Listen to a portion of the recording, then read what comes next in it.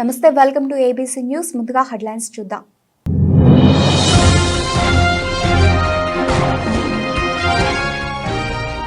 Dhavaleswaram cotton barrage వద్ద ప్రపంచ మత్స్య దినోత్సవ వేడుకలు. గోదావరి నదిలోకి విడుదల చేసిన 35 లక్షల చేప పిల్లలు. Collector P Prashanti.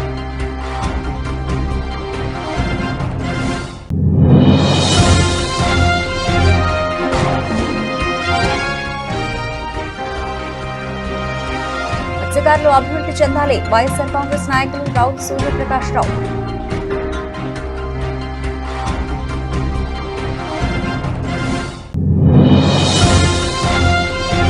Prepaid smart మీటర్లను బిగించొద్దు.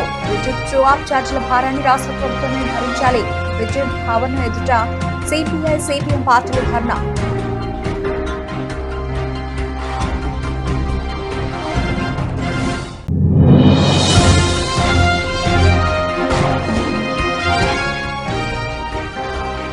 ఇలంపూడి పోలీస్ స్టేషన్ ని ఆకస్మిక తనిఖీ చేసిన జిల్లా ఎస్పీ విక్రాంత్ పాటిల్.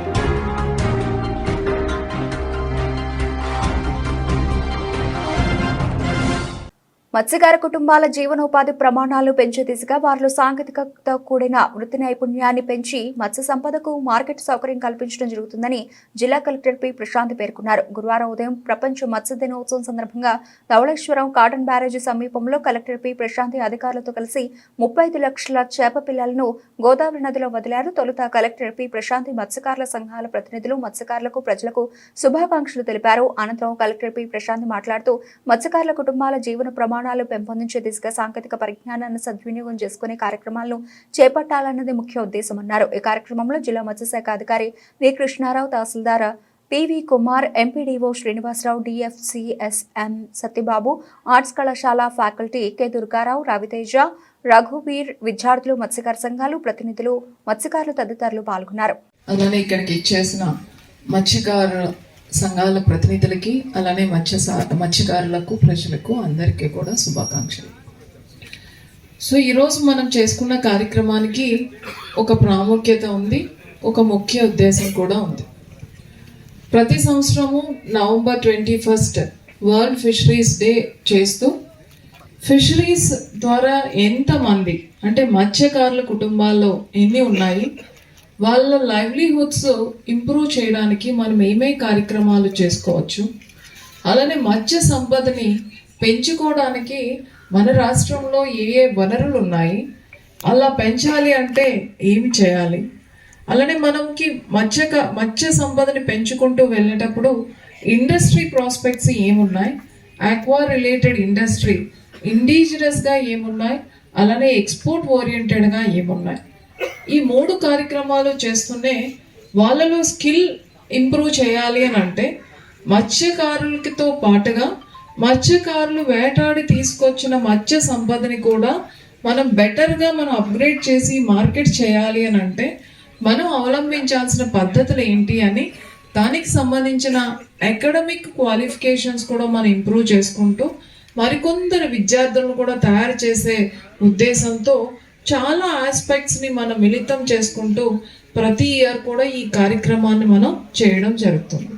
సో డిపార్ట్మెంట్లో ఏం యాక్టివిటీస్ జరుగుతున్నాయి, డిపార్ట్మెంట్ యాక్టివిటీస్ అన్నీ కూడా ప్రజలకి అందుబాటులో ఉన్నాయా లేదా, ఎవరైతే దీని మీద లైవ్లీవుడ్లో ఉంటున్నారో అంటే ఎవరు లైవ్లీవుడ్ అయితే దీని మీద డిపెండ్ అయి ఉంటుందో వాళ్ళకి కావాల్సిన సహాయ సహకారాలు అందుతున్నాయా లేదా, అలానే మనము ఈ ఆక్వా ఫీల్డ్ని మరింత డెవలప్ చేసుకోవాల్సి వచ్చేటప్పుడు దానికి సంబంధించిన student community, educational institution communities, అలానే రీసెర్చ్ ఇన్స్టిట్యూషన్ ఏవైతే ఉన్నాయో వాటిని కూడా మనం కెపాసిటీ బిల్డింగ్ చేసుకుంటూ వెళ్తున్నాం. మీరు ఇక్కడ చూస్తే ఈరోజు ఒక స్టూడెంట్ గ్రూప్ ఉన్నారు. సో వాళ్ళందరూ కూడా దీని గురించే, ఫిషరీస్ గురించే చదువుకుంటున్నారు. ఫిషరీస్ని ఫర్దర్గా ఎలా డెవలప్ చేయాలి అనేది కూడా వాళ్ళు చదువుకునే దాంట్లో ఒక పార్ట్గా ఉంది. గతంలో చూసుకుంటే మనం ఓన్లీ న్యాచురల్గా దొరికిన దాన్ని మాత్రమే హార్వెస్ట్ చేస్తూ ఉండేవాళ్ళం. సో అలా కాకుండా ఇప్పుడు మనము ఆ గ్రోత్ని పెంచడానికి ఇప్పుడే మనం ఈరోజు 35 lakhs ఫింగర్లింగ్స్ వేసుకున్నాం. సో నెక్స్ట్ ఇయర్ ఇంకా కొంచెం ఎక్కువ వేస్తాం. సో ఈ 35 lakhs ఫింగర్లింగ్స్ ఈరోజు మనం వేయాలి అంటే ఒక 4-5 నెలలుగా ఫిషరీస్ డిపార్ట్మెంట్ కష్టపడతారు. వాళ్ళు ప్లానింగ్ చేసుకొని వాళ్ళు కష్టపడి అది ఇస్తే మనకు ఒక 6 months తర్వాత మీరు వేటాడడానికి అనువుగా, బట్ మన యూసేజ్ మాత్రం అంత లేదు. సో యూసేజ్ కూడా పెంచాలి. సో యూసేజ్ పెంచాలనేటప్పుడు ఫిష్ తిను అంటే అందరు తింటారా? తినరు. సో దాన్ని ఎలా తినాలి? సో ఈరోజు మీకు ఫిష్ హార్వెస్ట్ అయిపోయిన వెంటనే నేను హార్వెస్ట్ చేసేసాను అందరూ వచ్చి కొనండి అంటే కొంటారా? కొనరు. సో మన ఫిష్ కూడా ఒక 24 hours ఉంటుంది. మీరు మరీ బెస్ట్ మెథడ్స్ని యూజ్ చేస్తే ఇంకొక 24 hours పెట్టగలరు. ఆ తర్వాత అది వేస్ట్ అయిపోతుంది, పెరిషబుల్. సో మన మార్కెట్ని మనం టైఅప్ చేయాలి అంటే ఫ్రెష్గా వచ్చింది కూడా మనం సేల్ చేసుకోవడంతో పాటుగా స్టోరేజ్ మెకానిజమ్స్, ప్రాసెసింగ్ మెకానిజం అవి కూడా రావాలి. సో మీలో ఎంతమంది అయితే దీని మీద డిపెండ్ అవుతున్నారో మీ నెక్స్ట్ జనరేషన్ని ఇండస్ట్రీ వైపు కొంచెం నడిపించాలి. మా తాతయ్య గారు మత్స్యకారులు, నేను మత్స్యకారునే, నా పిల్లలు కూడా మత్స్యకారుడే అనేది ఉండకూడదు. సో మీ పిల్లలు ఇందులో ఇండస్ట్రీ వైపు వెళ్ళాలి. ఇప్పుడు మీరు ఫిషరీస్ డిపార్ట్మెంట్తో మాట్లాడితే మీరు చాలా వరకు సీల్ అయిపోయిందంతా కూడా డ్రై చేస్తూ ఉంటారు. సో డ్రై ఎలా చేస్తారు? నార్మల్గా డ్రై చేస్తారు సాల్ట్ వేసి. అదే మనకి సోలార్ డ్రైయర్స్ వచ్చాయి, అప్పుడు అది స్మెల్ రాదు. సో చాలా ఫారిన్ కంట్రీస్లో డ్రై ఫిష్కి చాలా డిమాండ్ పెరుగుతుంది, బట్ అక్కడ చూసేది స్టాండర్డ్స్. సో ఫారిన్ కంట్రీకి వెళ్ళాలి అని అంటే ప్యాకేజ్లో స్టాండర్డ్ ఉండాలి, లోపల ఉన్న మెటీరియల్ కూడా కొన్ని స్టాండర్డ్స్ ఫాలో అవ్వాలి. సో ఆ డ్రై ఫిష్ని మీరు సోలార్ డ్రైస్, ఇప్పుడు మనకి ఎలాగో పిఎం మత్స్యకార యోజనలో మీకు ఆ ఫెసిలిటీ ఉంది. సో సోలార్ డ్రైయర్స్ కానీ తీసుకుంటే ఇమ్మీడియట్గా వేస్ట్ అయింది కొంచెం ప్రాసెస్ చేసుకొని సోలార్ డ్రైయర్స్లోకి వెళ్ళి ప్యాక్ చేసుకుంటే మీరు నెక్స్ట్ లెవెల్ ఆఫ్ మార్కెటింగ్కి యూజ్ అవుతుంది.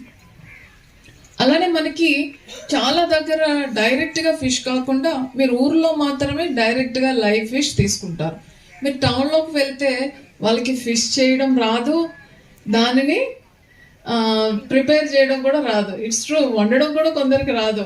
అందరికి కామన్గా వచ్చేది మాత్రం తినడం. సో ప్రాసెసింగ్, మీరు పక్కనే మనకి భీమవరం ఉండి క్లస్టర్ ఉంటుంది, అక్కడ చాలా ప్రాసెసింగ్ యూనిట్స్ ఉన్నాయన్నమాట. సో మెచ్యూర్డ్ ఫిష్ని ప్రాసెస్ చేస్తారు, రెడీ టు కుక్ అన్నమాట. సో ప్రాసెస్ చేసేసి ప్యాకింగ్ చేసి అది దాని యొక్క స్పాన్ కూడా ఒక 40 days వరకు దాన్ని తినడానికి అనువుగా ఉండేటట్టుగా చేస్తున్నారు. సో అది నెక్స్ట్ ఈస్ ప్రాసెసింగ్. దాని తర్వాత ఇందాక ఒక అమ్మాయి చెప్పింది కదా వండడం కూడా రాదు అని. సో ఆల్మోస్ట్ జస్ట్ ఫ్రై చేసుకొని అన్ని కూడా వాల్యూ అడిషన్స్ అన్ని చేసుకొని ఫ్రై చేసుకొని డైరెక్ట్గా తినేటట్టుగా కూడా నెక్స్ట్ లెవెల్లో ఉంది. మనకి ఎంటర్ప్రీనర్స్ అలాగే చేపలు మార్కెటింగ్ చేసే వాళ్ళందరికీ స్వాగతం, సుస్వాగతం. మీ అందరికీ తెలిసి ఈరోజు మన ఈ కార్యక్రమం జరుపుకోవడానికి ముఖ్య ఉద్దేశం సుస్థిరమైనటువంటి మత్స్య సాగు చేయాలి, మత్స్య పరిశ్రమ పెరగాలని. మనకి రోజు రోజుకి మత్స్య సంపద అనేది తగ్గుతుంది సహజ వనరుల్లో. ఆ సహజ వనరుల్లో మత్స్య సంపదని మనం ఎలా కాపాడుకోవాలి, అలాగే రోజు రోజుకి మనకి వాతావరణంలో మార్పులు వస్తున్నాయి. ఈ మార్పులకు అనుగుణంగా మనకు వృత్తి నైపుణ్యాన్ని, మనం చేసేటటువంటి పని నైపుణ్యాన్ని, కొత్త టెక్నాలజీని అందిపుచ్చుకుండి ఎలాగ చేసుకోవడం ద్వారా మన జీవనోపాధి అలాగే కొనసాగుతూ మెరుగుపరుచుకోవడానికి అవకాశం ఉంటుందనే దాని మీద మనం వీటన్నిటిని గుర్తు చేసుకోవడానికి వీలుగా 27వ తారీఖు నవంబర్ని ప్రపంచ మత్స్యకారుల దినోత్సవంగా జరుపుకుంటున్నాం.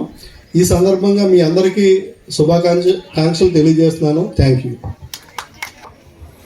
గౌరవనీయులైన కలెక్టర్ మేడం గారు మాట్లాడవలసిందిగా కోరుచున్నాం.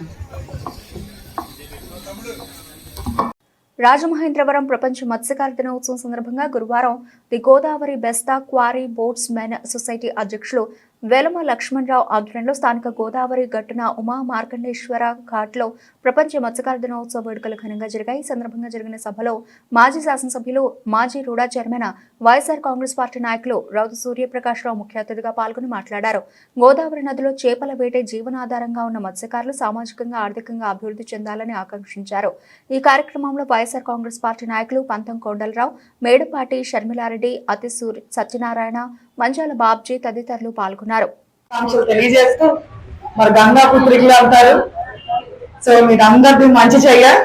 సో ఇది లక్ష్మణరావు ఆధ్వర్యంలో చాలా మంచి ప్రోగ్రామ్ ఆర్గనైజ్ చేసి మరి ఈ రోజు ఫిషర్మెన్స్ డే కి మమ్మల్ని కూడా మీతో భాగస్వామ్యం చేసినందుకు నిజంగా చాలా ఆనందంగా, చాలా మీ వంటి కుటుంబ సభ్యులుగా భావిస్తూ, సో ఈ యొక్క సెలబ్రేషన్స్ ప్రతి సంవత్సరం కూడా క్రమం తప్పకుండా లక్ష్మణరావు చేస్తూ ఉంటారు. సో మత్స్యకారుల గురించి ఎంత చెప్పుకున్నా తక్కువ అండి. ఎందువల్లంటే సముద్రంలోకి వెళ్ళి వేటకెళ్ళి ఎన్ని కష్టాలు వచ్చినా వెళ్ళిన మనిషి వస్తారా లేదా అని ఎంతో బిక్కుమని, అటు మనకు టైట్స్ రానివ్వండి, ఏం రానివ్వండి, మీరు మీ వేటకెళ్ళి మీ జీవనోపాధికి ఎంతో కష్టపడుతూ ఉంటారు. సో ప్రభుత్వాలు, సో గతంలో ఉన్న మరి రాష్ట్ర ముఖ్యమంత్రి గారు, మరి ఎక్స్-సీఎం గారైన జగనన్న కూడా మీ అందరికీ కూడా మత్స్యకారు భరోసా, అదే విధంగా మీ అందరికీ కూడా అవుట్లెట్ షాప్స్ అవి పెట్టి మీ అందరిని కూడా ప్రోత్సహించడం కూడా జరిగింది. సో అదే విధంగా ఈ మత్స్యకారుల గురించి ప్రత్యేకమైన నాకున్న అనుభవం ఏంటంటే జాంపాట్ మార్కెట్ లో లక్ష్మణరావు ఆధ్వర్యంలో, సో మీ అందరూ కూడా మా ఇంట్లో సభ్యుల కింద నాకు తోడుగా ఉన్నందుకు మీ అందరికీ కూడా మనస్ఫూర్తిగా కృతజ్ఞతలు తెలియజేస్తూ, సో మీ ఎవరికి ఎప్పుడు ఏ కష్టం వచ్చినా వేదికమని చెప్తున్నానండి, మీ ఇంట్లో అమ్మాయి కింద మీకు ఎప్పుడు అందుబాటులో ఉంటానని తెలియజేస్తూ, సో మీ అందరూ ఆ భగవంతుడి దయ వల్ల చల్లగా ఉండాలని, మీ మనసులో ఏవేం కోరికలు ఉన్నాయో ఖచ్చితంగా మీకు ఆ భగవంతుడు తీర్చాలని.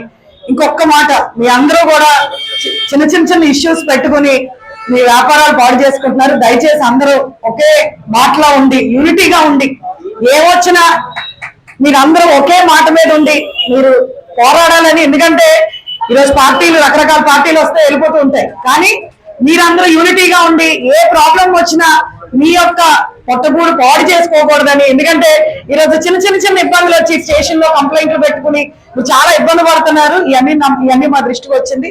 దయచేసి మీరు అందరూ ఐకమత్యంతో ఉండి మీ యొక్క మత్స్యకారులు అందరూ కూడా దినదిన అభివృద్ధి చెందాలని మనస్ఫూర్తిగా కోరుకుంటూ సెలవు తీసుకుంటారు. శర్మారెడ్డి గారికి, గౌరవ సత్యనారాయణ గారికి, అలాగే జనసేన నాయకులు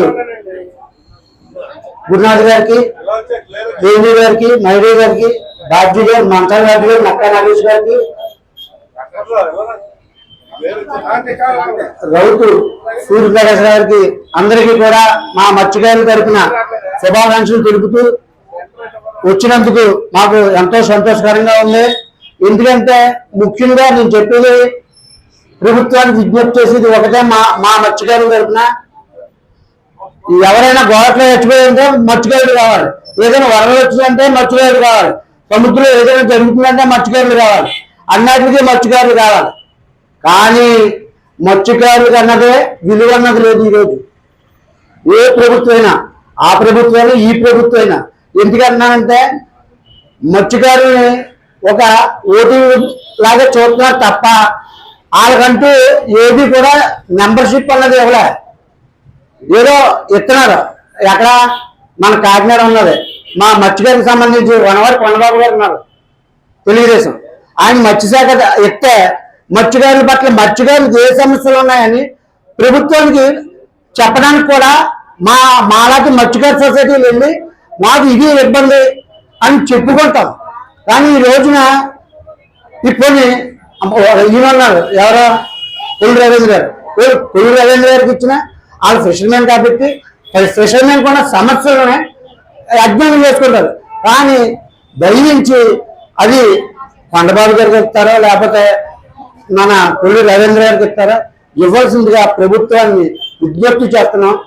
అంతే అదే విధంగా ఈరోజు గోదావరిలో బోట్స్మెన్ సొసైటీలు ఉన్నాయంటే గోదావరిలో ఫిషర్మెన్ బోట్స్మెన్ సొసైటీలు పనిచేయదండి, కోఆపరేటివ్ చేసిన సొసైటీలో పనిచేస్తాను. అది కూడా ఇరిగేషన్ డిపార్ట్మెంట్ ఈ ఇయర్ చెప్పింది. అంటే గోడట్లో అన్నిటికీ ఫిషర్మెన్ పనిచేస్తాడు, గోడట్లో మునిగి ఎసటిగా సమర్థత మర్చిపోయేది ఎన్నో సంవత్సరాల నుంచి ఉంది. నిన్న కాక మన సొసైటీలు అన్నీ కూడా ఈ రోజు బోట్స్మెన్ సొసైటీకి ర్యాంపులు ఇచ్చేసేది, ఫిషర్మెన్ సొసైటీని పక్కన పెట్టేది. ధైర్యించి కలెక్టర్ గారిని విజ్ఞప్తి చేస్తున్నాను, అది మీరు పునఃపరిశీలించి అసలు మత్స్యకారుడికి ర్యాంపులు ఇవ్వచ్చా ఇవ్వకూడదు అన్నది కూడా కొద్దిగా దాని మీద దృష్టి పెట్టవలసిందిగా కోరుతున్నాం. 2, జాంపేట మార్కెట్లో ఇదివరకు ఉన్న వాళ్ళని అందరినీ కట్టుకోమన్నారండి, డబ్బులు అందరినీ కట్టుకోమన్నారు. వాళ్ళు కట్టనన్నారు కాబట్టి హైకోర్టుకి వెళ్ళింది కూడా అవతల వర్గం వాళ్ళు వెళ్ళారు. వెళ్తే అది ఏమైందంటే అది హైకోర్టు డైరెక్షన్ మేరకు మాకు అందరికీ కేటాయించారు. ఇది ఎవరికి సొసైటీలకు ఇవ్వలేదండి, ఇండివిజువల్గా ఇచ్చాడు, ఇండివిజువల్గా బతకండి అని ఇచ్చాడు. అయితే కొంతమంది రాజకీయ నాయకులు ఉండి వాళ్ళని బయటికి పంపించినా సరే బయట రోడ్డు మీద ఎత్తి అమ్ముతున్న వల్ల లోన ఉన్న వారికి ఎటువంటి ఉపకారం లేదండి. అదొకటి ప్రభుత్వం దృష్టికి తీసుకొస్తున్నాం, అలాగే పెద్దల దృష్టికి తీసుకొస్తున్నాం. ఆ విషయంలో పోలీసు వారు కూడా తప్పుడు కేసులు పెట్టి ఇంట్లో ఉన్న వాళ్ళు హాస్పిటల్లో ఉన్న వాళ్ళు కూడా తప్పుడు కేసులు పెట్టి కేసుల్లో ఇరికిస్తున్నారండి. దీన్ని అర్జెంటుగా ఎస్పీ గారు పునఃపరిశీలించవలసిందిగా కోరుతున్నాం. మూడు నేను చెప్పేది, ఈ రోజు మత్స్యకారులందరూ కూడా తెల్లారితే రెక్కాడితే కానీ దొక్కాడదండి. ప్రతి ఓడు ఇప్పుడు నేను అందరు స్టేజ్ మీద ఉన్నాను, ఈయన క్వాలిటీ గారు అలాగే ముందు ఈయన అందరికీ అలా చెప్పాలి, ఇది చేస్తారు. అందుచేత దయవించి ప్రభుత్వాన్ని వేడుకుంటుంది ఒకటే, సమన్వయంగా మా మత్స్యకారులకు రావాల్సిన హక్కుల్ని మాకు మా గోదావరి మీద బతికే హక్కు మాకు ఉంది కాబట్టి ర్యాంపుల్లో కూడా మత్స్యకారులకి మా వాటా మాకు కేటాయించాలని ప్రభుత్వాన్ని విజ్ఞప్తి చేస్తున్నామండి. అలాగే ముఖ్యమంత్రి చంద్రబాబు నాయుడు గారికి, అలాగే పవన్ కళ్యాణ్ గారికి, ఉన్న పెద్దలందరికీ కూడా మా మత్స్యకారుల తరఫున వేడుకుంటూ విజ్ఞప్తి చేస్తున్నాం. వచ్చిన మీడియా ప్రతినిధులందరికీ కూడా మా తరఫున ధన్యవాదాలు తెలుపుతున్నాం. ఇప్పుడు చాప్టర్ విధుల కార్యక్రమం ఉంది గోడలో, చాప్టర్ విధుల కార్యక్రమం తర్వాత అనంతరం దుప్పట్లు అన్ని పంచిపెట్టాం. ఈ డిస్ప్లే చేయండి. అభినందన తెలియజేస్తున్నాం. అదేవిధంగా వేదికను ఆలోచన పెద్దలందరికీ కూడా నా హృదయపూర్వక నమస్కారాలు. మత్స్యకారులు అనగానే మా పవన్ కళ్యాణ్ గారు చెబుతూ ఉంటారు, మీకు అందరికీ కూడా తెలుసు పవన్ కళ్యాణ్ గారు మత్స్యకారుల పక్షపాతి అని. ఏంటంటే ఆయన జనసేన పార్టీ పెట్టిన ఇప్పుడు మొట్టమొదటిసారిగా ఆయన శ్రీకాకుళంలో గంగమ్మ గారి తల్లికి పూజ చేసే ఆయన మొదలుపెట్టాడు. ఆ రోజు పార్టీ సంబంధించిన కార్యక్రమాలన్నీ కూడా. అదేవిధంగా పెద్దలు ఉన్నారు, మరి మాట్లాడచ్చో మాట్లాడకూడదు, కానీ గతంలో గవర్నమెంట్ పెట్టిన 270 ఆర్టికల్ని కూడా అది రద్దు చేసే వరకు ఆయన మీ పక్షానే, అంటే ఆయన చాలా, మీరు ఆ రోజు మీ గురించి ఒక ప్రత్యేకమైన సభ పెట్టి నరసాపురంలో ఆ రోజు మీ యందు ఎంత ఏ విధంగా మాట్లాడారు, ఎంత ఆవేశంగా ఎంత ఆలోచనగా మాట్లాడారు, ఆ జీవోను కూడా ఆయన చింపేయడం కూడా జరిగింది. అంటే దానివల్ల మీ బతుకులంతా కూడా చాలా తారుమారైపోతున్నాయి, మీ బతుకులకు రక్షణ లేదన్న ఉద్దేశంతో ఆ రోజు ఆ విధంగా చేయడం జరిగింది. అలాగే గవర్నమెంట్ వచ్చిన తర్వాత వెంటనే ఈ ఆర్టికల్ని కూడా రద్దు చేయడం జరిగింది. నిజంగా మీరందరూ కూడా పవన్ కళ్యాణ్ గారు ఏ విధంగా మీకోసం ఆలోచిస్తున్నారో అలాగే మీరందరూ కూడా సుఖ సంతోషాలతోటి, ఏదంటే దినదిన గండం మీ సంబంధించిన మీరు వేటకి వెళ్ళారంటే మీరు వచ్చే వరకు కూడా మీ ఇంట్లో వాళ్ళకి బంధువులు కానీ అందరికీ కూడా చాలా భయంగా ఆ గంగమ్మ తల్లికి పూజ చేస్తూ ఉంటారు, వెళ్ళిన క్షేమంగా రావాలని. అదే విధంగా మనస్ఫూర్తిగా కోరుకుంటున్నాం, మీరందరూ బాగుండాలి, మీరంతా బాగుంటే రాష్ట్రం అంతా బాగుంటుందని మరొక్కసారి మీ అందరికీ థ్యాంక్ యూ. జన్మనిచ్చిన తల్లిని ఎలా గౌరవించుకుంటామో అలాగే మన జీవనానికి మూలమైనటువంటి ఈ మత్స్య పరిశ్రమలో లక్ష్మణరావుకి ఎంత ఇచ్చింది అయితే నేను చెప్పలేను, కానీ వాళ్ళెద్దరూ తెలివితేటలతో ఏదో కష్టపడి వ్యాపారం చేసుకున్న దాని నుంచి మత్స్యకార దినోత్సవం వచ్చినప్పుడు ఇది ఒక పెద్ద కార్యక్రమంగా పండగగా ఎంతో వ్యయ ప్రయాసాలకు వచ్చి ఖర్చు పెట్టి మరి లక్ష్మణరావు ఎలమ లక్ష్మణరావు మన లక్ష్మి ఇద్దరు కూడా ఆవిడ అనుంటుంది, ఎందుకు ఎంత ఖర్చు అయినట్టు లేదు, ఆవిడ కూడా మేడ్ ఫర్ ఈచ్ అదర్ ఆదర్శం దాంపత్యం కాబట్టి ఇద్దరు కూడా కలిసి పనిచేస్తుంటారు. ఎన్ని కష్టాలు పడ్డా ఎన్ని బాధలు పడ్డా అటువంటి మీకు భగవంతుడు మంచి ఆలోచనతో మీరు చేస్తున్న ఈ కార్యక్రమానికి నిండు మనసుతో అభినందిస్తూ, ఇవాళ ఇది ఎప్పుడో 30 సంవత్సరాల కిందట బిల్ క్లింటన్ గారు ప్రపంచ మత్స్యకారుల దినోత్సవం అని చెప్పి అనౌన్స్ చేశారు. ఆ ప్రపంచ మత్స్యకారుల దినోత్సవం అనేది ఇవాళ మనిషి మనుగడకి మనం చూడండి, డాక్టర్ గారిని వెళ్తే ఆ మటన్ తినొద్దు, చికెన్ తినొద్దు, అది తినొద్దు, ఇది తినొద్దు అంటాడు, కానీ ఫిష్ మాత్రం తినమంటాడు. కారణం ఏంటంటే దాంట్లో ఆరోగ్య రహస్యం అంత ఇమిడి ఉంది. అంటే ఔషధంతో కూడినటువంటివి ఒక ఆహారం ఏదైనా ఉందంటే అది ఒక మత్స్య సంపద ఒక చేపకు ఒకటే ఉందని చెప్పి మీ అందరికి కూడా తెలియజేస్తూ, అంత విలువైనటువంటి మత్స్య పరిశ్రమని ఇవాళ మరి నేను 10 ఏళ్ళు శాసనసభ్యులు చెప్పడానికి సిగ్గుపడుతున్నా, బాధపడినా వాస్తవం. కాలువల కానించి, నదులు కానించి, సముద్రాల వరకు కూడా సర్వనాశనం చేస్తున్నారు. సముద్రాలు ఎలాగంటారు, రిగ్గులు వేసేసి ఇవాళ ఒకప్పుడు చూడండి మనకి పొలస వచ్చేది, ఇప్పుడు ఎవరైనా పొలస చూడగలుగుతున్నారా?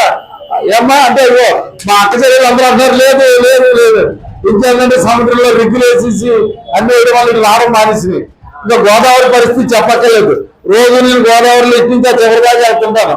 ఇంకా నదిలో కలుషితమైనటువంటి వ్యర్థాలు ఇన్ని కాదు.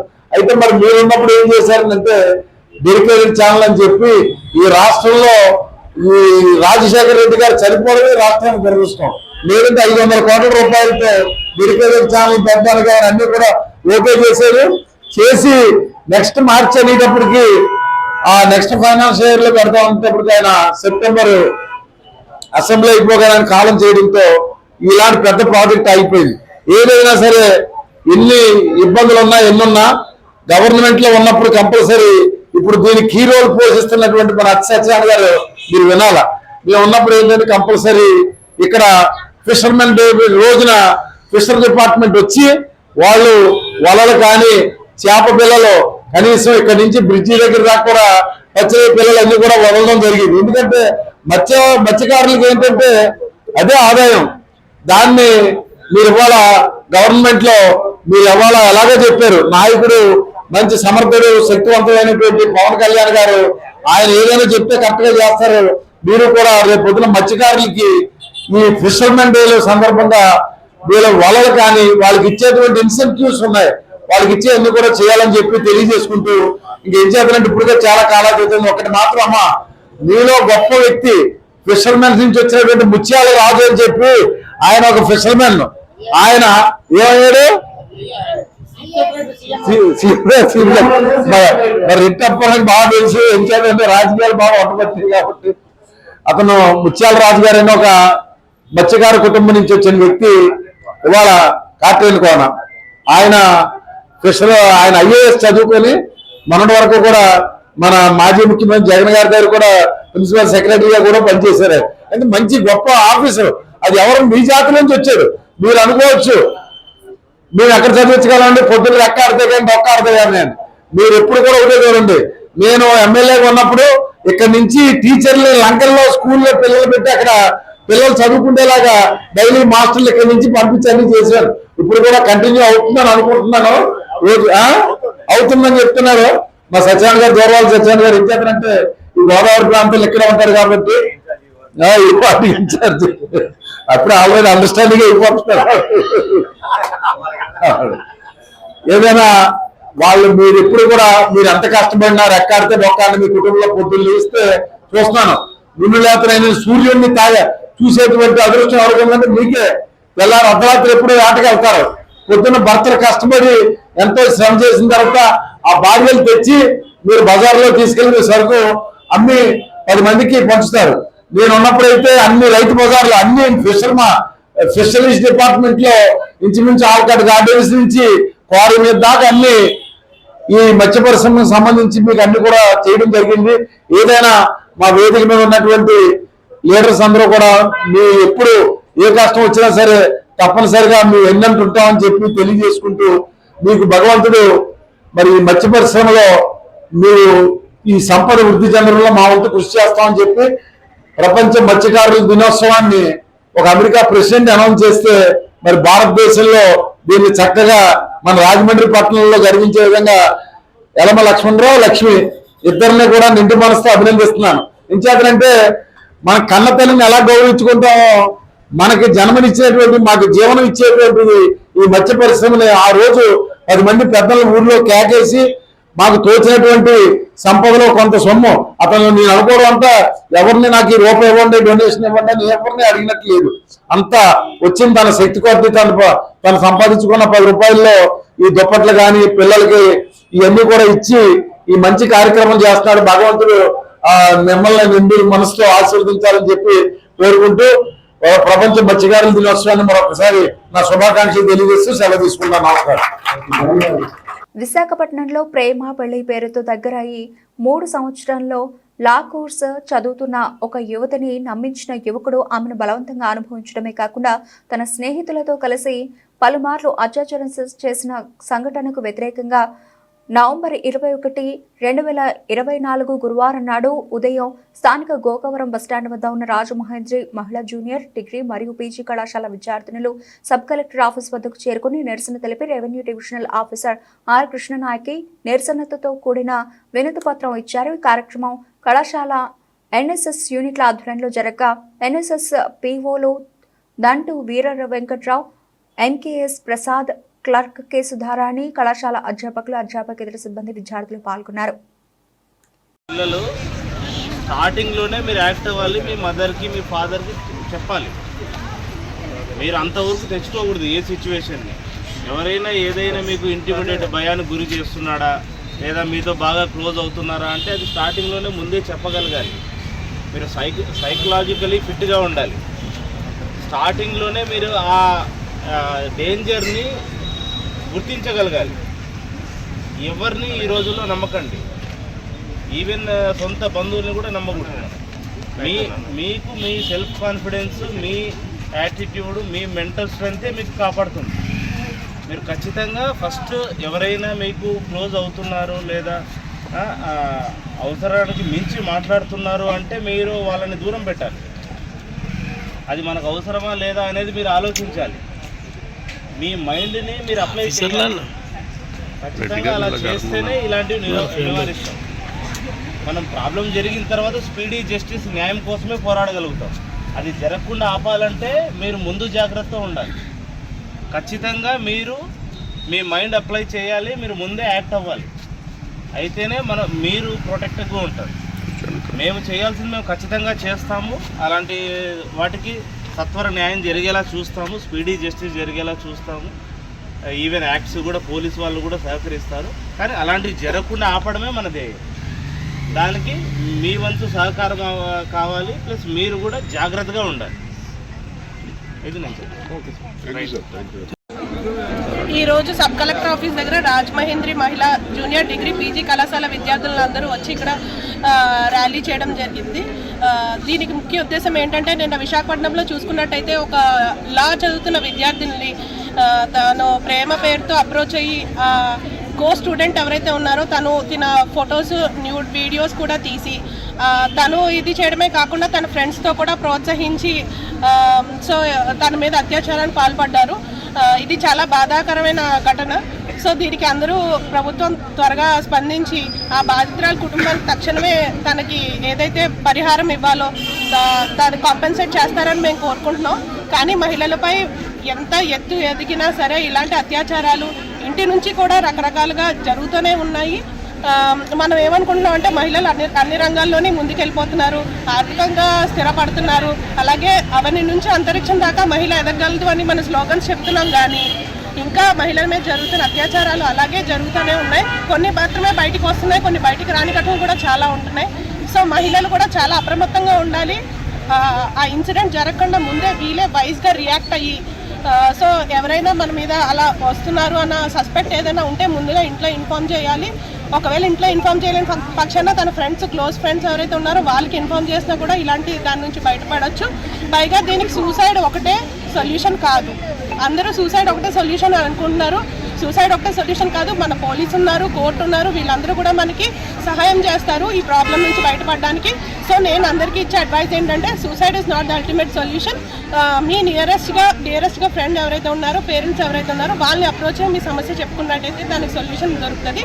అలాగే ఈ మహిళ ఎవరైతే ఉన్నారో తనకి గవర్నమెంట్ తరఫున ఒక ఉద్యోగం కానీ ఏదైనా ఇచ్చి కాంపెన్సేట్ చేసినట్టయితే తన ఫ్యూచర్కి బాగుంటుందని మేమందరం కూడా రాజమహేంద్రి కళాశాల తరఫున విజ్ఞప్తి చేస్తాం.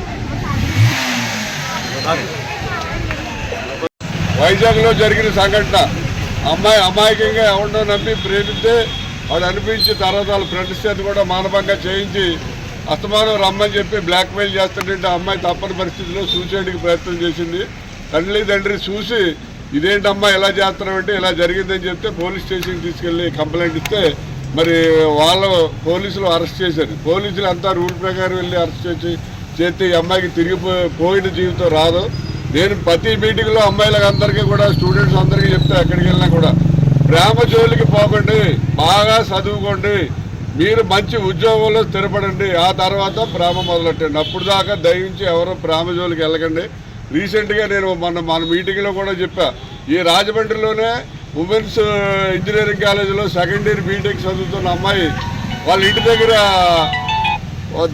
దగ్గరలో ఒక ఆటో కుర్రాడు అమ్మాయి బయటికి వెళ్ళేటప్పుడు అవి చూసి ఆటో ఎక్కించుకుంటారని ఆటోలో తీసుకెళ్ళి అమ్మాయి మాటల్లో నాకు ఇంట్లో ఐఫోన్ కొనమంటే కొనలేదంటే వీడు అక్కడ అప్పు చేసి ఐఫోన్ కొనుక్కుని అమ్మాయికి ఇచ్చి అమ్మాయిని ట్రాప్ చేసి లైన్లో పెట్టి ఆఖరికి అమ్మాయిని తీసుకెళ్ళి పెళ్లి చేసుకున్నాడు. వాళ్ళేమో బాగా కొంచెం డబ్బున్న కుటుంబం. ఆ అమ్మాయి వాళ్ళ ఇంట్లోకి రాను బయటికి ఏంటంటే అమ్మాయిని పెళ్లి చేసుకుని ఒక 6 నెలలు కాపురం చేశాడు. ఆ తర్వాత ఈ అమ్మాయిని చూడటం మానేసేసి సరిగ్గా చూడకపోతే ఈ అమ్మాయి చదువు కూడా పోయింది, బీటెక్ సెకండ్ ఇయర్లో మానేసింది. ఇంకా అమ్మాయికి ఉద్యోగం చదువే మానేసింది, ఉద్యోగం వచ్చే పరిస్థితి లేదు. ఇంకొక 6 నెలలు పోయిన తర్వాత ఈ అమ్మాయిని పోషించలేక అమ్మాయిని వదిలేసాడు. అమ్మాయి ఇంటికి వెళ్తే మరి చదువు అంతా పోయింది. పేరెంట్స్ కూడా రిజెక్ట్ చేసి ఫైనల్గా ఏదో పడి ఇంట్లోంచి బయటికి రావద్దని ఇంట్లో బంధించేయడం జరిగింది. ఆడు మళ్ళీ ఇంకొక అమ్మాయి తీసుకుంటే ఆ అమ్మాయిని కూడా సరిగ్గా చూడలేదని చెప్పి ఆ అమ్మాయి ఆ పేరెంట్స్ వాళ్ళు వచ్చి గొడవ చేసి నీకు ముందు పెళ్ళి అయిందంట కదా అంటే ఆడు సూసైడ్ చేసుకున్నాడు. అలాగే ప్రేమించడం అనేది తప్పు కాదు, కానీ చదువు అయిపోయి మీరు ఉద్యోగాల్లో స్థిరపడి బాగా సంపాదించిన తర్వాత అప్పుడు ప్రేమించండి అమ్మ. దయించి మీ చదువు పూర్తయ్యే వరకు మీరు ఉద్యోగాల్లో స్థిరపడే వరకు ఎవరు. ఉభయ గోదావరి జిల్లా ప్రాంత ప్రజలకు మెరుగైన వైద్య చికిత్సలు అందించాలనే లక్ష్యంతో రాష్ట్రంలోనే మొట్టమొదటిసారిగా నీ+ అగ్మెంటెడ్ రియాలిటీ సాంకేతికతను అందుబాటులోకి తెచ్చినట్లు దానవాయిపేటలోని యూనివర్సల్ హాస్పిటల్ అధినేత డాక్టర్ అరిమిల్లి రాజేందర్ బాబు చెప్పారు. గురువారం ఆసుపత్రిలో ఏర్పాటు చేసిన మీడియా సమావేశంలో ఆయన మాట్లాడుతూ నీ+ ద్వారా మోకాలు మార్పిడి చికిత్సలను అత్యంత ఖచ్చితత్వంతో సులువుగా చేయవచ్చని, ఈ విధానంలో అతి తక్కువ కోతతో సర్జరీ చేయడం వల్ల పేషెంట్ త్వరగా కోలుకోగలుగుతారని తెలిపారు.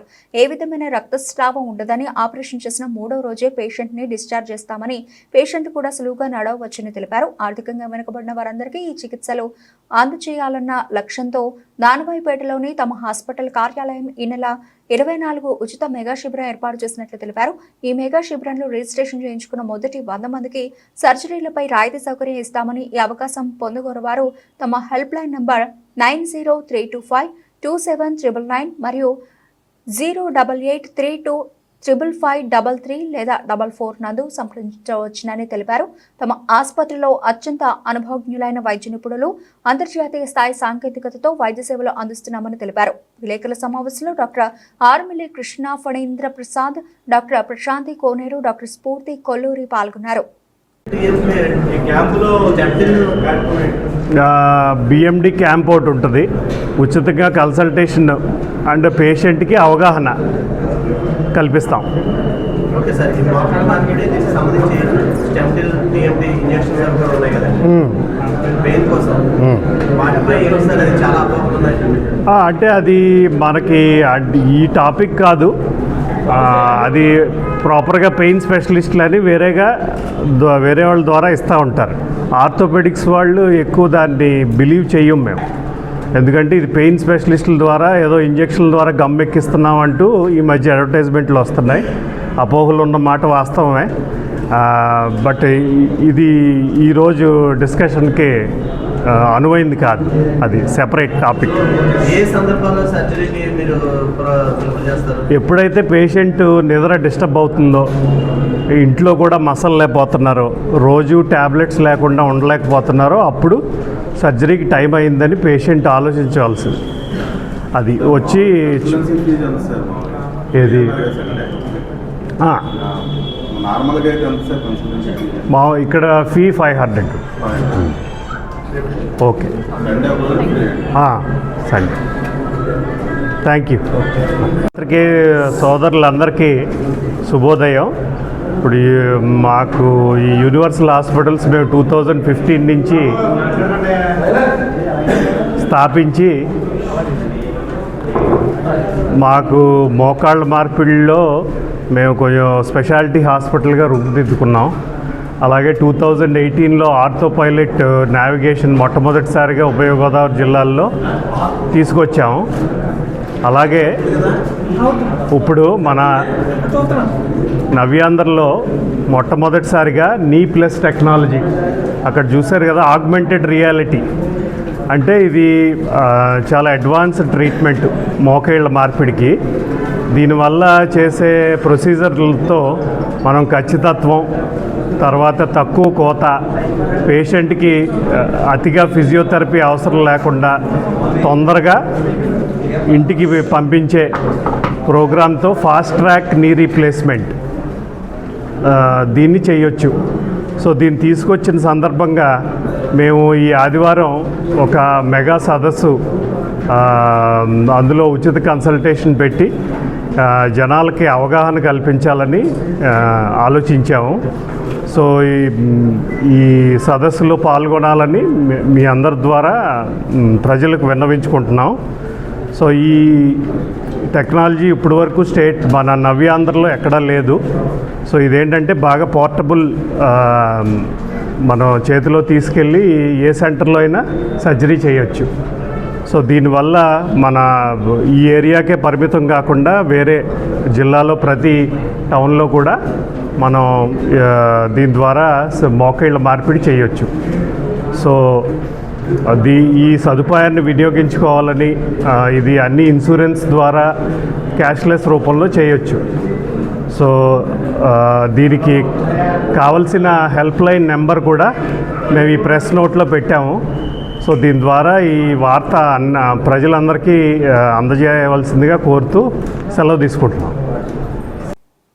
రాజమహేంద్రవరం ప్రీపెయిడ్ స్మార్ట్ మీటర్లను బిగించవద్దు, విద్యుత్ ట్రూ-అప్ ఛార్జీల అదనపు భారాన్ని రాష్ట్ర ప్రభుత్వమే భరించాలి. సిపిఐ, సిపిఎం పార్టీల ఆధ్వర్యంలో విద్యుత్ భవన్ ఎదుట ధర్నా నిర్వహించారు. స్థానిక గోదావరి గట్టున ఉన్న విద్యుత్ సూపరింటెండెంట్ కార్యాలయం వద్ద గురువారం కేంద్ర రాష్ట్ర ప్రభుత్వాలు వేస్తున్న విద్యుత్ భారాలకు వ్యతిరేకంగా ధర్నా జరిగింది. ఈ సందర్భంగా సిపిఎం పార్టీ జిల్లా కార్యదర్శి టి అరుణ్, సిపిఐ పార్టీ జిల్లా కార్యదర్శి టి మధులు మాట్లాడుతూ ప్రజల పాలిట ఉరితాళ్లుగా మారనున్న విద్యుత్ స్మార్ట్ మీటర్లు బిగింపు ప్రక్రియను తక్షణమే నిలుపుదల చేయాలని డిమాండ్ చేశారు. తెలుగుదేశం కూటమి ప్రభుత్వం అధికారంలోకి వచ్చిన తర్వాత ముందుగా పలు జిల్లాల్లో ప్రభుత్వ కార్యాలయాలకు ప్రీపెయిడ్ స్మార్ట్ మీటర్లు బిగించారని, ప్రస్తుతం చిన్న మధ్యతరగతి వ్యాపార సంస్థలతో సహా అందరికీ స్మార్ట్ మీటర్లు పెడుతున్నారని, కనీసం విద్యుత్ వినియోగదారుల అనుమతి లేకుండా షాప్స్, నివాస గృహాలకు మీటర్లు బిగించుకోవడానికి ప్రయత్నిస్తున్నారని అన్నారు. ఈ ధర్నాలో సిపిఐ, సిపిఎం నగర కార్యదర్శులు వి కొండలరావు, సిపిఎం నాయకులు పి తులసి, కె రామకృష్ణ, ఎన్ రాజా, పి రామకృష్ణ, సావిత్రి, శ్రావంతి, తాతారావు, సుబ్రహ్మణ్యం, సోమేశ్వరరావు, రాంబాబు, భాస్కర్, సిపిఐ నాయకులు కె రాంబాబు, శ్రీనివాస్, రమణమ్మ, ఎడ్ల లక్ష్మి, లావణ్య, అప్పలనాయుడు, బాలకృష్ణ, వెంకట్రావు, నాగేశ్వరరావు, పేపర్ మిల్లు రామకృష్ణ, కార్యకర్తలు సిహెచ్ రామకృష్ణ, ఆర్ రామకృష్ణ, రాము, పాపాయమ్మ తదితరులు పాల్గొన్నారు. ఎందుకంటే తెలుసు మనకు, గత వైసీపీ ప్రభుత్వం ప్రజల్ని చీల్చి వెంటాడి అనేక పన్నుల రూపంలో, ఒక నిరహంతక రూపంలో ప్రజల మీద భారం మోపుతూ ప్రజల బాగోగులను పట్టించుకోవడంలో ఘోరంగా జగన్ ప్రభుత్వం విఫలమైంది. ఆ నేపథ్యంలో ప్రజలు ప్రత్యామ్నాయం లేక చంద్రబాబు నాయుడికి, పవన్ కళ్యాణ్కి, బీజేపీ ప్రభుత్వానికి ఓటు వేసి గెలిపించారు. కానీ ప్రజలకు తెలుసు, ఏం తెలుసు, ప్రధానంగా చంద్రబాబు అనే వ్యక్తి ఒక ప్రపంచ బ్యాంక్ పితామహుడు. అతను ప్రపంచ బ్యాంకు సంస్కరణల్ని, ప్రపంచ బ్యాంక్ విధానాలనే ముందుకు తీసుకెళ్లే వ్యక్తి. ఈ దేశంలో ఎవరైనా ఉన్నారు అంటే వాడు ఒకడే ఒకడు చంద్రబాబు నాయుడు. అది మనకు రుజువైంది. ఎందుకంటే ప్రపంచ బ్యాంకు విధానాలు ఎలా ఉంటాయి, దాని సంస్కరణలు ఎలా ఉంటాయి, ప్రజల మీద భారం మోపుతూ మొత్తం ప్రభుత్వం ప్రజల మీద నడవాలి, పాప వ్యక్తులకు దాసోహం చేస్తూ సంక్షేమ రంగాన్ని క్రమక్రమంగా ఎత్తివేయాలి. ఇది ప్రపంచ బ్యాంక్ ఆలోచన. సంక్షేమ రంగం ఏదైతే ఉందో దాన్ని తూట్లు కొడుతూ మొత్తానికి ఎత్తేయాలి. దాన్ని ఎత్తేయడానికి ఆనాడు అతను ముందుగా ముఖ్యమంత్రి అయినప్పుడు అతను దేశంలో ఎవరూ అమలు చేయకుండా ఆనాడు ఇతను అమలు చేశాడు. అతను అమలు చేసినప్పుడే ఉమ్మడి ఆంధ్రప్రదేశ్లో పెద్ద ఎత్తున వ్యతిరేకత వచ్చింది. దాంట్లో మొట్టమొదటిగా సిపిఎం ఆనాటి కార్యదర్శి పివి రాఘవ గారు చాలా పెద్ద ఎత్తున కౌంటర్ ఇచ్చారు. సిపిఐ పార్టీకి సురవరం సుధాకర్ గారు స్టేట్ సెక్రటరీగా ఉన్నారు. వామపక్షాలు పెద్ద ఎత్తున ఆనాడు గో బ్యాక్ ప్రపంచ బ్యాంక్ అని చేసి పెద్ద ఎత్తున ఉద్యమాలు చేసింది. ఆ ఉద్యమాల ఫలితాన్ని చూసేతను చంద్రబాబు నాయుడు ఆవేశంలో ఏమని తెలియక కమ్యూనిజం లేదు ఏది లేదు టూరిజం తప్ప అని కమ్యూనిస్ట్ మీద నోరు పారేసుకున్నాడు. ఎందుకని వామపక్షాలు మారుస్తామనే పేరుతో కనీసం ఇది ప్రీపెయిడ్ స్మార్ట్ మీటర్ని కానీ దీనికి ముందుగా రీఛార్జ్ చేసుకోవాలని కానీ ఆ మీటర్ యొక్క భారం 13,000 రూపాయలు మీరు భవిష్యత్తులో బిల్లులో చెల్లించాల్సి ఉందని కానీ ఏ రకమైన సమాచారం కానీ నోటీస్ కానీ ఇవ్వకుండా ఇదొక సాధారణ తంతులాగా మార్చేసి బిగించుకుని వెళ్ళిపోతూ ఉన్నారు. భవిష్యత్తులో ఈ మీటర్ ఖరీదు 13,000 రూపాయలని రాబోయే 8 సంవత్సరాలు 96 నెలల పాటు ప్రజల దగ్గర నుంచే వసూలు చేసేటువంటి ఒక భారం దీంట్లో ఉంది. రెండోది స్మార్ట్ మీటర్లో ప్రీపెయిడ్ రీఛార్జ్ చేసుకోవాలి మన సెల్ ఫోన్ రీఛార్జ్ లాగా. అంతేకాదు ఈ స్మార్ట్ మీటర్లో భవిష్యత్తులో తీసే రీడింగులు ఇప్పట్లాగా ఉన్నటువంటి 1వ తేదీ నుంచి 30వ తేదీ వరకు ఎన్ని యూనిట్లు వాడేవనేటువంటి రీడింగ్ని ఇప్పటి వరకు ఉన్న మీటర్లు తీస్తూ ఉన్నాయి. ఈ స్మార్ట్ మీటర్లో రీడింగ్ చాలా స్మార్ట్గా దిగిపోతుంది. ఉదయం పూట ఎన్ని యూనిట్లు వాడాం, మధ్యాహ్నం పూట ఎన్ని యూనిట్లు వాడాం, సాయంత్రం ఎన్ని యూనిట్లు వాడాం, అర్ధరాత్రి రాత్రి నిద్రపోయే సమయంలో ఎన్ని యూనిట్లు వాడాం అని ఏబిసిడీలుగా 4 కేటగిరీలుగా రీడింగ్ తీసి ఒక్కొక్క సమయంలో వాడిన దానికి ఒక్కొక్క టారిఫ్. ఇప్పుడు దాకా టారిఫ్ ఏ రకంగా ఉంది, యూనిట్ల సంఖ్యను బట్టి ఉంది. 30 యూనిట్ల లోపుకి ఒక రేటు, 75 యూనిట్లకు ఒక రేటు, 125 యూనిట్లకు ఒక రేటు ఉంది. స్లాబులు ఉన్నాయి. భవిష్యత్తులో ఈ స్లాబుల్లోంచి మళ్ళీ కేటగిరీలు టైమింగ్ కేటగిరీల ఆధారంగా కూడా అదనంగా అందరూ పని చేసుకొచ్చి కూలి పని చేసుకున్న వాళ్ళు కూడా రాత్రి ఇంట్లో పడుకున్న ఒక ఫ్యాన్ వేసుకుంటే ఆ రాత్రి తిరిగిన యూనిట్లకు అదనంగా బిల్లు వేస్తారట. దానికోసం ఈ స్మార్ట్ మీటర్లు అవసరమైనవి. లేకపోతే యూనిట్ ఛార్జీలు పెంచుకోవడానికి స్మార్ట్ మీటర్లు ఏం అవసరం లేదు. కానీ యూనిట్ ఛార్జీలు పెంచుతూ ఉన్నారు, స్లాబులు పెంచుతూ ఉన్నారు, కేటగిరీలు వేసి కేటగిరీలు పెంచుతూ ఉన్నారు. వీటన్నింటికి అయ్యే బిల్లుని ఇప్పుడు దాకా మనం నెల చివరిలో పెడితే ఇప్పుడు నెల ముందే రీఛార్జ్ చేసుకోవాలి. అంటే మీటర్ రేటు మనకే బాధుడు, ఆ తీసిన రీడింగు మనకే బాధుడు. ఇన్ని బాధుళ్ళు బాధేటువంటి స్మార్ట్ మీటర్నే మనం వ్యతిరేకిస్తూ ఉన్నాం. ప్రజలందరినీ వ్యతిరేకించమని చెప్పి పిలిపిస్తూ ఉన్నాం. ప్రభుత్వం ఏకపక్షంగా కనుక ఇదే విధానాన్ని కొనసాగించుకుంటూ వెళ్తే కనుక మనం అడ్డగించే పని కూడా భవిష్యత్తులో చేయాల్సి ఉంటే దానికి ఈ రోజు నుంచి మనం ప్రజల్లో దీని యొక్క విషయాల్ని ప్రచారం చేసేదానికి ఒక కరపత్రాన్ని కూడా రూపొందించి విస్తృతంగా వామపక్షాలు సిపిఎం సిపిఐగా ఉమ్మడిగా కూడా ఈ క్యాంపెయిన్ని భవిష్యత్తులో కొనసాగిస్తాం. దానికి హెచ్చరికగా ఈరోజు ఈ కరెంట్ ఆఫీస్ దగ్గర ఈ నిరసనని మనం ప్రాథమికంగా తెలియజేస్తూ ఉన్నాం. ఇంకొక అంశం కూడా ఉంది. ట్రూ ఆఫ్ ఛార్జీల పైన అభిప్రాయాల సేకరణకి మొక్కుబడి తంతుగా మెయిల్ పెట్టమని చెప్పి ఏపీపీడీసీఎల్లో అధికారంలోకి వచ్చే 5 నెలలు పూర్తయింది. ఇవాళ ఈ కూటమి ప్రభుత్వం గతంలో ప్రతిపక్షంలో ఉన్నప్పుడు గత వైఎస్ఆర్ ప్రభుత్వం స్మార్ట్ మీటర్లను తీసుకొస్తే జనసేన పార్టీ తెలుగుదేశం పార్టీలు రెండు విజయనగరం జిల్లాలో స్మార్ట్ మీటర్లని కట్టడాన్ని వ్యతిరేకించారు. ఆ స్మార్ట్ మీటర్లని బద్దలు కొట్టారు. మేము అధికారంలోకి వస్తే స్మార్ట్ మీటర్లు బిగించమని చెప్పి ఎన్నికల సందర్భంగా చంద్రబాబు నాయుడు గారు, పవన్ కళ్యాణ్ గారు ఉపన్యాసాల్లో మాట్లాడారు. కానీ అధికారంలోకి వచ్చిన వెంటనే వాళ్ళు మళ్ళీ ఇవాళ గత ప్రభుత్వం ఏ విధానాన్ని అయితే తీసుకొచ్చిందో కేంద్రంలో ఉన్నటువంటి భారతీయ జనతా పార్టీ పెట్టినటువంటి విధానాన్ని ఇవాళ రాష్ట్రంలో చంద్రబాబు నాయుడు కూటమి ప్రభుత్వం అమలు చేయడానికి సిద్ధపడి ఈ రాష్ట్రంలో ఇవాళ స్మార్ట్ మీటర్లను బిగిస్తూ ఉన్నారు. ఇవాళ కేటగిరీ 2లో అంటే ఇవాళ షాపులు షాపింగ్ కాంప్లెక్స్లు ఏవైతే ఉన్నాయో అట్లాంటి వాటన్నిటికీ కేటగిరీ 2లో మొదట స్మార్ట్ మీటర్లు బిగింపు పెట్టారు.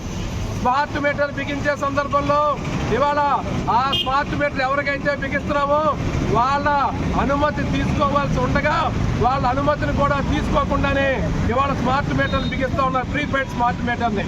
ఆ ప్రీపెయిడ్ స్మార్ట్ మీటర్ ఖరీదు 13,000 రూపాయలు.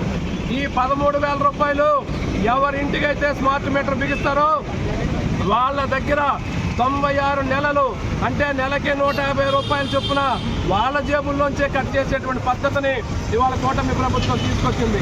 అంటే ఇవాళ ప్రీపెయిడ్ స్మార్ట్ మీటరు ఆ భారం కూడా జనం నెత్తిన మోపుతా ఉన్నారు.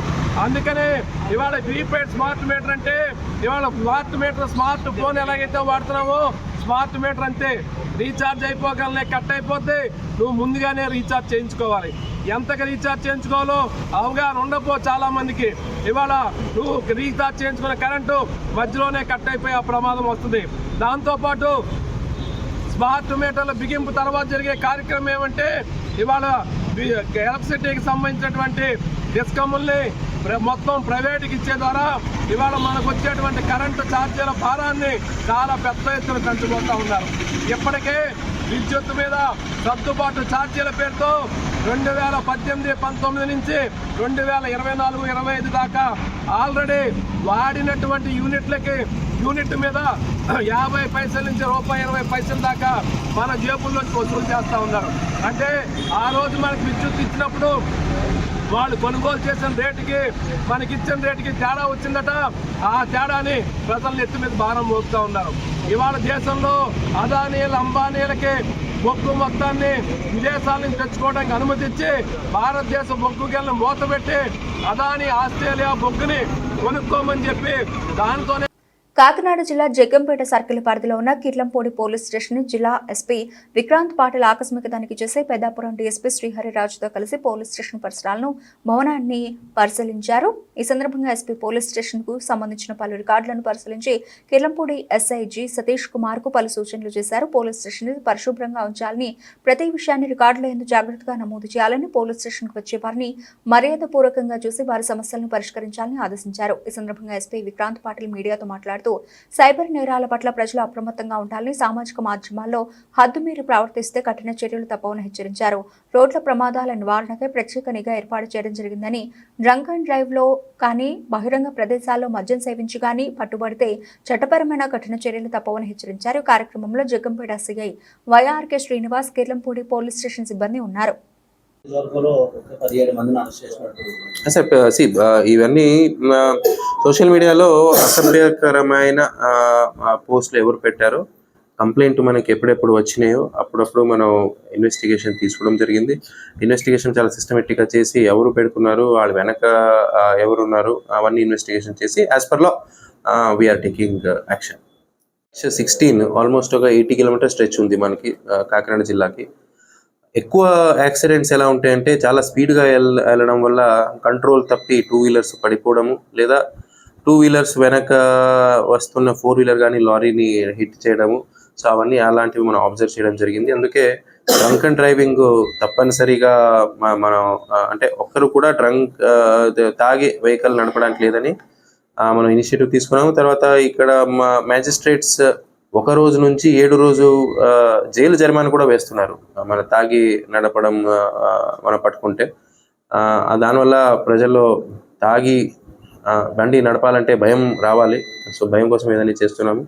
ఎందుకంటే తాగిన తర్వాత మన రియాక్షన్ టైం అనేది ఏముంటుందో ఆ రియాక్షన్ టైంలో చాలా తేడా ఉంటుంది. సో మనం ఒక బ్రేక్ వేయడానికి 0.1 సెకండ్ లేట్ అయినా యాక్సిడెంట్ జరిగిపోతుంది.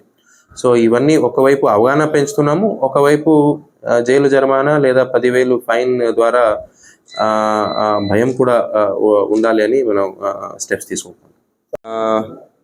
రొటీన్ విజిట్ భాగంగా ఈరోజు కిర్లంపూడి పోలీస్ స్టేషన్ విజిట్ చేయడం జరిగింది. మాతో పాటు సిఐ, ఎస్ఐ, డిఎస్పీ గారు కూడా ఉన్నారు. రొటీన్ ఈ స్టేషన్లో పోలీస్ స్టేషన్ రికార్డ్స్ ఎలా మెయింటైన్ చేస్తున్నారు, తర్వాత ఇక్కడ మేము తీసుకున్న ఇనిషియేటివ్స్ ఇలా ఎలా ఇంప్లిమెంటేషన్ జరుగుతున్నాయి అన్ని రివ్యూ చేయడం జరిగింది.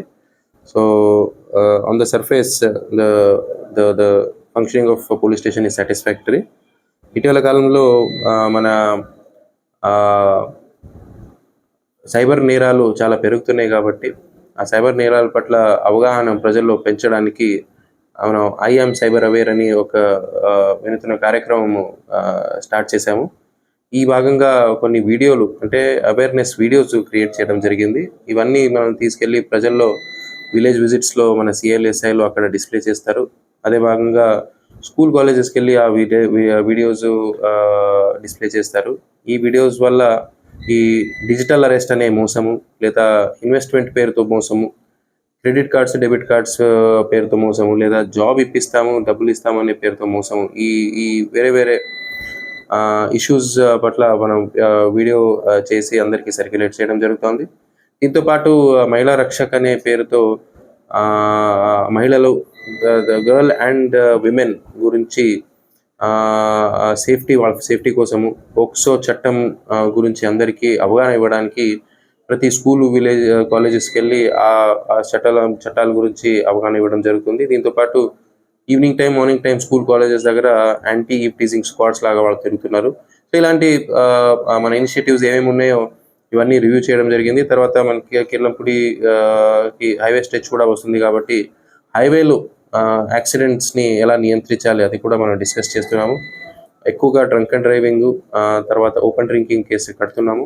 సో క్రైమ్ జరిగిన తర్వాత ఏమి యాక్షన్ తీసుకుంటాము అది ఒక భాగం అయితే, క్రైమ్ జరగకుండా మనం ఎలా ఏమేమి యాక్షన్స్ తీసుకోవాలి అనేది మనం డిస్కషన్ చేసి ఆ దిశగా ముందుకెళ్తా ఉన్నాం. Thank you. తూర్పుగోదావరి జిల్లా గోకవరం సైబర్ నేరాలపై అవగాహన కార్యక్రమం. పెరుగుతున్న సైబర్ నేరాలను అరికట్టడం యువతతోటే సాధ్యమవుతుందని కోరుకొండ సర్కిల్ ఇన్స్పెక్టర్ సత్యకిషోర్ పేర్కొన్నారు. గోకవరం పోలీస్ స్టేషన్ నుండి దేవి సెంటర్ వరకు వివిధ బ్యాంక్ మేనేజర్లు, వివిధ కళాశాల విద్యార్థులతో భారీ ర్యాలీ నిర్వహించారు. అనంతరం సిఐ సత్యకిషోర్ మాట్లాడుతూ పెరుగుతున్న సైబర్ నేరాలు అరికట్టడానికి యువతతోనే సాధ్యమవుతుందని అన్నారు. యువకులు సైబర్ నేరాలపై అవగాహన పెంచుకోవాలని, సైబర్ నేరగాళ్ల చేతిలో మోసపోకుండా జాగ్రత్తలు తీసుకోవాలన్నారు. తెలియని వ్యక్తులతో పరిచయాలు పెంచుకొని వారి చేతిలో మోసపోకూడదని అన్నారు. ఆన్లైన్లో మోసపోయామని తెలిసిన వెంటనే 1930 నెంబర్కు కాల్ చేసి ఫిర్యాదు చేయాలన్నారు. కార్యక్రమంలో SBI bank manager, Indian bank manager, ఉపాధ్యాయులు, గోకవరం SI పవన్ కుమార్ పాల్గొన్నారు.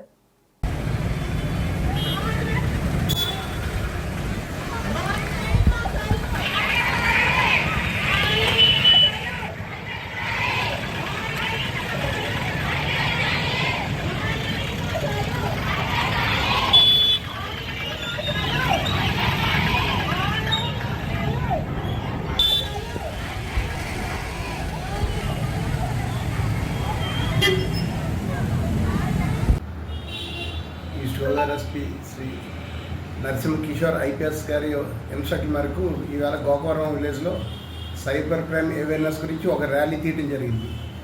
పబ్లిక్ అంతా కూడా అనవసరమైన లింకులు క్లిక్ చేసి డబ్బుల్ని ఆన్లైన్లో పోగొట్టుకుంటాం, అది నివారించడం కొరకు cyber crime awareness camp conduct చేయడం జరిగింది.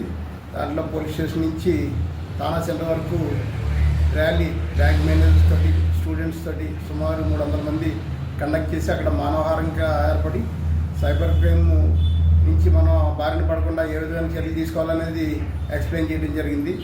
పబ్లిక్ అంతా కూడా దాన్ని గమనించి ఏదైనా సైబర్ ఫ్రాడ్ జరిగినట్టయితే వెంటనే ఎమర్జెన్సీగా 1930 నెంబర్కి ఫోన్ చేసి ఆ అమౌంట్ ఫ్రీ చేసుకునే అవకాశాన్ని కల్పించుకోవాలని చెప్పి, ఎవరికి ఎప్పుడు ఏ ఇబ్బంది కలిగినా కూడా ఇమీడియట్గా పోలీసులు కాంటాక్ట్ చేయాలని చెప్పి ఈ సందర్భంగా తెలియజేస్తాం. ఆయన 3 పాయింట్స్ చెప్పారు డిజిటల్ అరెస్ట్ని మనం నివారించుకోవడానికి. ఒకటి, ఏదైనా ఫ్రాడ్ కాల్ వస్తే ఆగమన్నారు. తర్వాత ఆలోచించమన్నారు. ఆలోచించి ఇది జెన్యునా కాదా.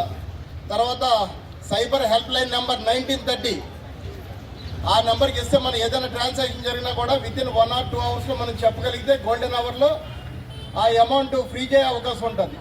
ఆ అమౌంట్ ట్రాన్స్ఫర్ అయిపోయి వేరే విధాలుగా ఉపయోగించుకుంటే మళ్ళీ ఆ అమౌంట్ని రికవరీ చేయడం అనేది మన వల్ల కాదు. ఇప్పుడు 10,000 పోతే మన ముద్దాన్ని తీసుకురావడానికి 25,000 ఖర్చు అవుద్ది. కాబట్టి దీనికి ఒక అవగాహన ఒకటే మనకి మార్గం. అఫెన్స్ జరిగిన తర్వాత, కమిట్ అయిన తర్వాత మనం దాన్ని రికవరీ చేయడం అనేది ఇంపాసిబుల్. కాబట్టి దయచేసి మీరు ఇక్కడ తెలుసుకున్న విషయాలు మీ ఇళ్ళ దగ్గర చెప్పాలి, 10 మందికి చెప్పాలి, అందరికీ కూడా అవగాహన కలిగించాలి. ఈ కానీ ఒక కాన్సెప్ట్ పెట్టారు. మహిళా మీరు కొన్ని వెబ్సైట్స్ చూడటం వల్ల, కాబట్టి అదంతా కూడా మీరు చూడకుండా మిమ్మల్ని మీరే కాపాడుకోవాలి. మీ స్టూడెంట్స్ వరకు నేను ఒకటే చెప్తాను, వీలైనంత వరకు స్మార్ట్ ఫోన్కి దూరంగా ఉండండి. ఈ లోన్ యాప్స్ అలాంటివి కూడా దూరంగా పెట్టండి అమ్మా. ఓకే మేనేజర్ గారు ఒకసారి పబ్లిక్ కూడా అబ్జర్వ్ చేయాలి మీకోసమే, అంతా బయటకు వచ్చి చూడాలి. Good evening all of you. I'm from SBI గోపురం.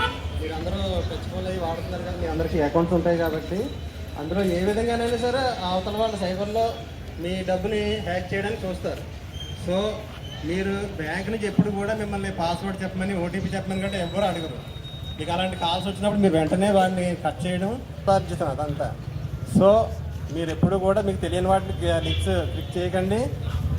మీ పక్కన ఉన్న మీ ఫ్రెండ్ ఫోటోతోటి మీకు ఫోన్ చేసి వాళ్ళు డబ్బులు లాగేస్తుంటారు, అది మీరు మన డిప్యూటీ సీఎం గారు చెప్తారు, ఎక్కడ గెలవాలో కాదు ఎక్కడ తగ్గాలో తెలిసినోడు గొప్పోడని.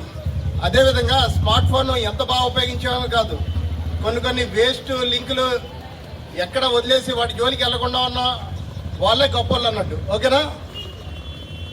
చేయడం ముఖ్య ఉద్దేశం ఏంటంటే ఈ మధ్య సైబర్ క్రైమ్ చాలా పెరిగిపోయింది. ఆన్లైన్ ఫ్రాడ్స్ కానీ, ఇప్పుడు మొన్న రీసెంట్గా మా పోలీస్ స్టేషన్ ఒక అతను వచ్చాడు.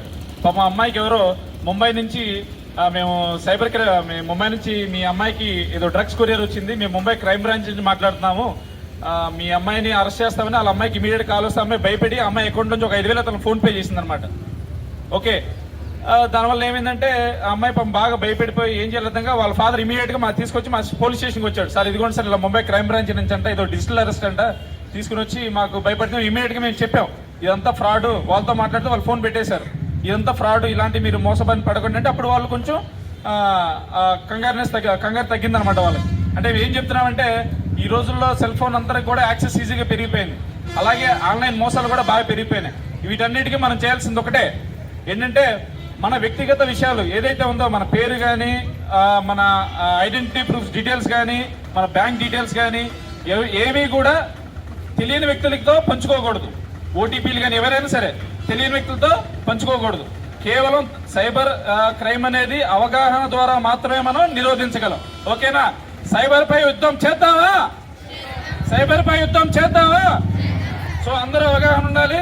సో అందరూ కూడా సైబర్ క్రైమ్ బారిన పడకుండా ఉండాలి. ఇబ్బంది కలిగిన 112 కాల్ నెంబర్ ఉంది, ఆ కాల్ చేసి ఇమీడియట్గా మహిళా రక్షక రూపంలో మా వాళ్ళు వస్తారు, లేకపోతే వాళ్ళు వస్తారు.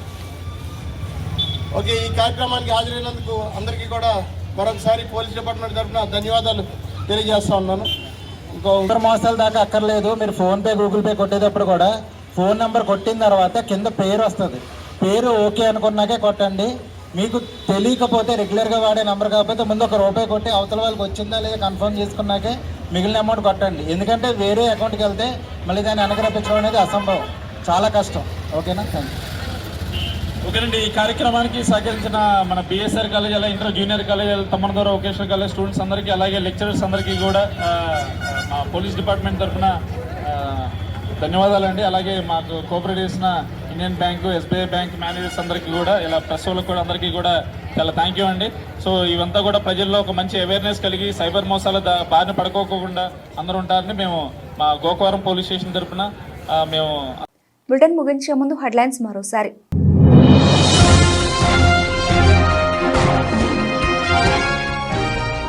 ధవళేశ్వరం కాటన్ బ్యారేజ్ వద్ద ప్రపంచ మత్స్య దినోత్సవ వేడుకలు. గోదావరి నదిలోకి విడుదల చేసిన 35 లక్షల చేప పిల్లలు. Collector P Prashanti.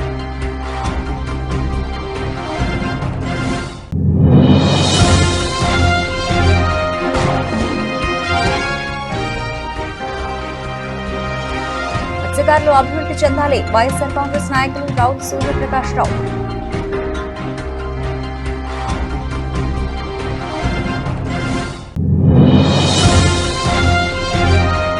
స్మార్ట్ మీటర్లను బిగించొద్దు. విద్యుత్ ట్రూ-అప్ ఛార్జీల భారాన్ని రాష్ట్ర ప్రభుత్వమే భరించాలి. విద్యుత్ భవన్ ఎదుట సిపిఐ సిపిఎం పార్టీలు ధర్నా.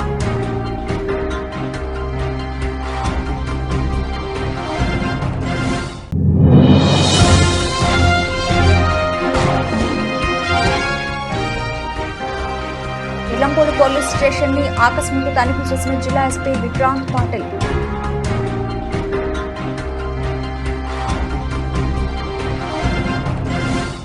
ఇవి ఇప్పటివరకు bulletin updates. Keep watching ABC news.